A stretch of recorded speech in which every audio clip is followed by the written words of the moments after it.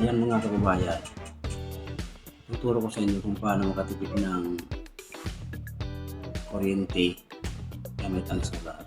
Wow! Tapos sa solar naman, tuturo ko sa inyo yung mura tips lang. Yung makailaw ka lang, saka mag-sounds na rin. Ganito. Gamit lang tayo na yung battery. Yung battery. Ayan. Ito yung solar. Ang solar natin mga kabayan, bilhin nyo lang yung 20 watts. 20 watts lang. Tapos, meron yan ditong CP, itim saka red.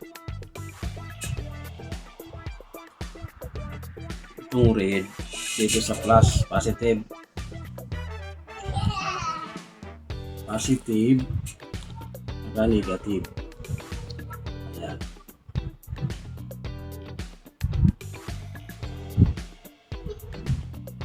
Plus saka minus, makikita nyo rin yan sa babaw kasi walang nagka-camera kasi kaya hindi ko makapapansin sa pan. Yan o. Kita ba? Baliktad. Basta may plus yan, plus saka minus itong itim. Ayan. Saka pag bibili kayo nitong solar guys, mga kababayan, maiksi lang yung wire nya. Ginagawa ko niyan, puputulin ko lang gamit yung pliers, i-cut nyo, tapos hulugtungan nyo lang ng mahabang wire dahil sa bubong kaya sa mainit na lugar. Ngayon, ang tendency po niyan mga kababayan,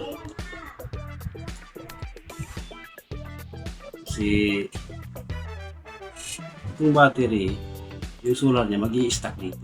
Hindi ka na po gagamit ng inverter, saka yung tawag ba nun? Inverter saka controller kasi mahal nga yun eh. Magpapa-stealer ka lang, magpapa-stealer ka pa. So ngayon, ito lang gagamitin mo. Direct ka na dito sa battery. Saka mga kababayan, pwede kang maglagay ng sounds dito. Yung ampli niya, pang 12 volts. 12 volts yung gagamitin mo para maabot ng capacity niya. Meron na ako bibili ng online dyan. Kung nasa bundok kayo, ganun. Kahit mga 4 na ilaw, ganun. Kaya niya. Kahit ilan, basta kaya niya. Yan. Wow! Makakamura ka na mga kabayan. Kung nasa bundok kayo, pwede kayong mag-sounds. Pag mga tanghali, patayin nyo na para mayroon kayong ilaw pinagabihan. Mas maganda nga dalawang battery mo kahit yung maliit ito. Kasi pag napuno na yun, kasi pag naramdaman siya, mainit ka siya, pero yan tanggalin. Mainit na mainit yung buwan, yung araw. Saka tablatan nyo ng isang battery nyo kapag ilaw para hindi maubos yung karga paggamit mo nung sounds mo. Meron ka pa rin tirang battery. Kasi ang tendency nitong solar, siyang magcha-charge nito.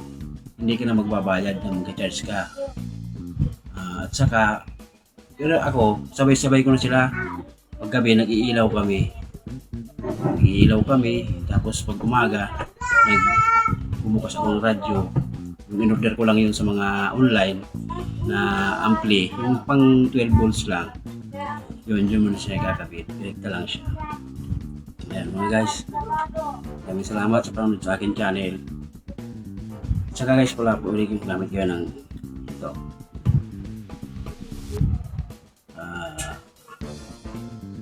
Ito. Packing tape. Electrical tape. Ayan mga kabayan.